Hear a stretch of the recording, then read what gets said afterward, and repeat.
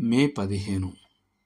మీరు సణుగకుడి, వారిలో కొందరు సణిగి సంహారకుని చేత నశించిరి. కొరింథీలకు రాసిన మొదటి పత్రిక 10వ అధ్యాయం 10వ వచనం. ఇశ్రాయేలీలు అరణ్యంలో ప్రయాణిస్తున్నప్పుడు నిరంతరం సణుక్కునేవారు. వారు నీటి సరఫరా గురించి ఫిర్యాదు చేశారు, ఆహార సరఫరా గురించి ఫిర్యాదు చేశారు, తమ నాయకుల గురించి ఫిర్యాదు చేశారు. దేవుడు వారికి ఆకాశం నుండి మన్నాను ఇచ్చినప్పుడు వారు త్వరలోనే దానితో విసిగిపోయి ఐగుప్తులోని దుంపలు, ఉల్లిపాయలు మరియు వెల్లుల్లి కోసం ఆశపడ్డారు. అరణ్యంలో ఆహారం మరియు చెప్పుల దుకాణాలు లేనప్పటికీ దేవుడు 40 సంవత్సరాలు అలుపులేని ఆహార సరఫరాను మరియు ఎన్నటికీ అరిగిపోని చెప్పులను దేవుడు అందించాడు. అయినప్పటికీ ఈ అద్భుతమైన ఏర్పాటుకు కృతజ్ఞత చూపడానికి బదులుగా ఇశ్రాయేలీలు ఎడతెరిపి లేకుండా ఫిర్యాదు చేశారు. కాలాలు మారలేదు. నేటి మనుషులు వాతావరణం గురించి ఫిర్యాదు చేస్తారు. అది చాలా వేడిగా ఉంటుంది లేదా చల్లగా ఉంటుంది, చాలా తడిగా ఉంటుంది లేదా చాలా పొడిగా ఉంటుంది. వారు ఆహారం గురించి ముద్దగా ఉన్న గ్రేవీ లేదా మాడిపోయిన టోస్ట్ గురించి ఫిర్యాదు చేస్తారు. వారు తమ పని మరియు జీతాల గురించి, ఆపై రెండూ లేనప్పుడు నిరుద్యోగం గురించి ఫిర్యాదు చేస్తారు. వారు ప్రభుత్వం మరియు దాని పన్నుల గురించి తప్పులు పడతారు. అదే సమయంలో నిరంతరం పెరుగుతున్న ప్రయోజనాలు మరియు సేవలను డిమాండ్ చేస్తారు. వారు ఇతరుల పట్ల, తమ కారు పట్ల, రెస్టారెంట్లో సేవ పట్ల అసంతృప్తిగా ఉంటారు.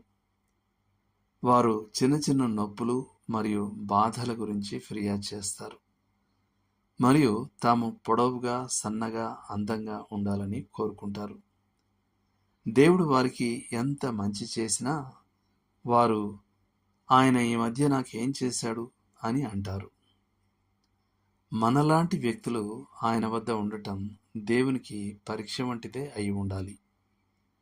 ఆయన మనకు ఎంత మంచివాడంటే జీవన అవసరాలను మాత్రమే కాకుండా ఆయన సొంత కుమారుడు ఈ భూమిపై ఉన్నప్పుడు అనుభవించని విలాసాలను కూడా అందించాడు.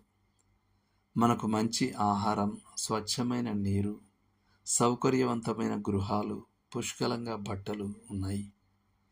మనకు దృష్టి, వినికిడి, ఆకలి, జ్ఞాపక శక్తి మరియు మనం సహజంగా తీసుకునే మరెన్నో అనుగ్రహాలు ఉన్నాయి. ఆయన మనల్ని రక్షించాడు, మార్గనిర్దేశం చేశాడు మరియు పోషించాడు. అన్నిటికంటే ఉత్తమంగా ప్రభువైన యేసుక్రీస్తుపై విశ్వాసం ద్వారా ఆయన మనకు నిత్య జీవాన్ని ఇచ్చాడు. మరి ఆయనకు ఎంత కృతజ్ఞతలు అందుతాయి? చాలా తరచుగా ఆయన ఫిర్యాదుల తిరస్కారాన్ని మాత్రమే వింటాడు. సంవత్సరాల క్రితం షికాగోలో నాకు ఒక స్నేహితుడు ఉండేవాడు. మీరెలా ఉన్నారు అని అడిగినప్పుడు అతనిలో మంచి సమాధానం ఉండేది. అతనెప్పుడు ఇలా బదులిచ్చేవాడు: ఫిర్యాదు చేయడం పాపం.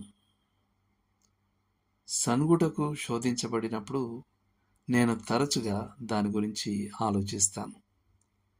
ఫిర్యాదు చేయడం పాపం. ఫిర్యాదుకు విరుగుడు కృతజ్ఞతాస్తుతులు. ప్రభువు మనకు చేసినవన్నీ మనం గుర్తుంచుకున్నప్పుడు ఫిర్యాదు చేయడానికి మనకు ఎటువంటి కారణం లేదని మనం గ్రహిస్తాం. దేవుడు మిమ్మల్ని దీవించునుగాక. ఆమేన్.